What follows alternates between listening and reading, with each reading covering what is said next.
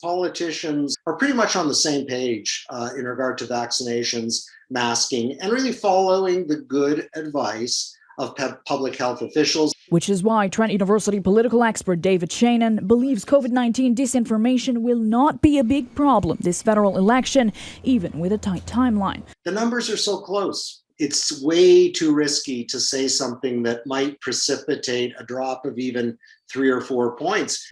But the director of the Canadian Election Misinformation Project says there are other topics that could cause discord. You could imagine something with national defense. Obviously, there's the crisis in Afghanistan right now. There's very tense relationships between Canada and China. The discovery of large numbers of unmarked graves of Indigenous children.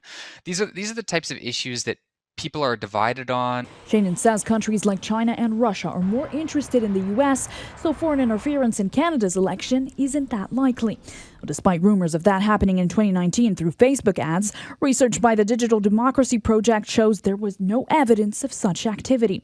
Canada's key Centre for Cybersecurity and Intelligence told Global in an email that the country remains a low-priority target to foreign interference with its paper-based system, but it is very likely that Canadians will encounter foreign cyber threats, though not in the scale seen in the U.S. As for domestic misinformation, Bridgman says it's inevitable in every election, including this one, but it's only a concern if it's large enough to confuse voters.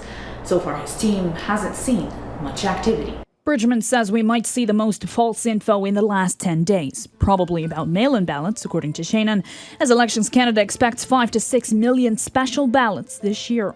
Elections Canada told Global it is monitoring keywords on public social media to detect incorrect false info or to flag fake election websites and accounts. Meanwhile, Canada's Communications Security Establishment says allowing more mail-in ballots does not substantially change the scale of cyber threats.